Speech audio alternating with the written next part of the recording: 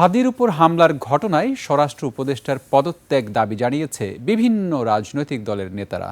তারা বলেছেন, হাদির উপর হামলাকারীদের গ্রেপ্তারে ব্যর্থ হওয়ায় স্বরাষ্ট্র উপদেষ্টার পদে থাকার নৈতিক অধিকার হারিয়েছেন। দীপু শিকদারের সাথে আরও জানাচ্ছেন আব্দুল কাদের নাহিদ। শরীফ ওসমান হাদির উপর হামলার প্রতিবাদ জানাতে শহীদ মিনারে ইনকিলাব মঞ্চের সর্বদলীয় সমাবেশ। এতে যোগ দেন বিভিন্ন রাজনৈতিক দলের নেতারা। পরিকল্পিতভাবে হত্যার উদ্দেশ্যে এই গুলি করা হয়েছে। আগামী 24 থেকে 48 ঘন্টার মধ্যে স্বরাষ্ট্র উপদেষ্টাকে অবশ্যই দায়িত্ব স্বীকার করে তাকে পদত্যাগ করতে হবে। সমাবেশে যোগ দিয়ে জামাত নেতা মিয়া গোলাম পরোয়ার বলেন, সরকার অপরাধী ধরতে ব্যর্থতার পরিচয় দিয়েছে। ডিজিএফআই, ডিবি, এসবি, এনএসআই হাজার হাজার কোটি টাকার বেতন দিয়ে, রাজস্ব ট্যাক্স খাজনার পয়সায় বেতন দিয়ে স্বাধীনতার 54 বছরে আপনারা মানুষের জাতিসত্তার জনগণের নিরাপত্তার জন্য একটি গোয়েন্দা তথ্য দিয়েও সাহায্য করতে পারেননি। এনসিপির নেতারা বলেন, বাংলাদেশকে অনিরাপদ করলে ভারত ও ভিন দেশের স্বার্থ রক্ষাকারীদের নিরাপদে থাকতে দেওয়া হবে না।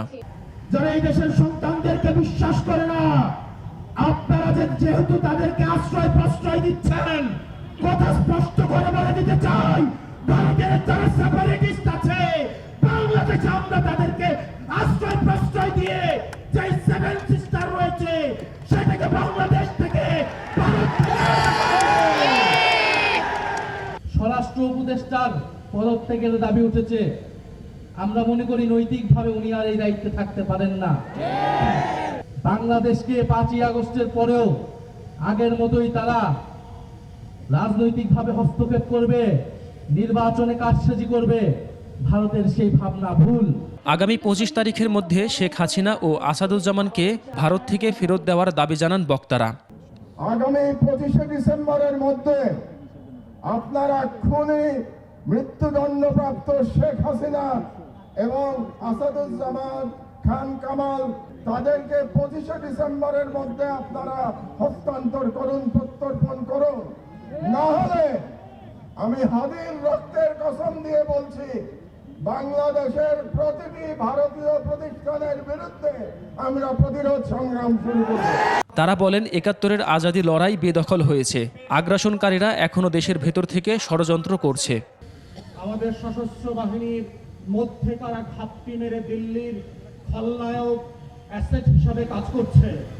আমরা যেটা জানি না সেটা হচ্ছে আমাদের ডিজিএফআই, এনএসআই, এসবি, ডিবি থেকে শুরু করে রাষ্ট্রের আমলাতন্ত্রের মধ্যে নখরে নখরে কারা কারা বাংলাদেশকে প্রত্যেক দিন বিক্রি করে দেওয়ার জন্য কাজ করছে। আমি রাজশাহী বিশ্ববিদ্যালয় কেন্দ্রীয় ছাত্র সংসদ রাকসুর সাধারণ সম্পাদক হিসেবে ঘোষণা দিচ্ছি, এই স্বরাষ্ট্র উপদেষ্টাকে যে পদত্যাগ করাতে পারবে তাকে 1 কোটি টাকা পুরস্কার দেওয়া হবে। একই দাবিতে 3 ঘন্টারও বেশি সময় শাহবাগ ব্লকেট করে রাখে জাতীয় ছাত্র শক্তি। এ সময় রাস্তায় যান চলাচল বন্ধ হয়ে যায়। হাইকোর্ট বিভাগের একটি উদাসীনতা লক্ষ্য করেছি এবং সেই উদাসীনতার ফলাফল হচ্ছে আমাদের ভাই শরীফ ওসমান হাদি গুলিবিদ্ধ হয়েছেন। তিনি এখন জীবন এবং মৃত্যুর সন্দিক্ষণে অবস্থান করছেন। আব্দুল কাদের নাহিদ, 21শে টেলিভিশন, ঢাকা।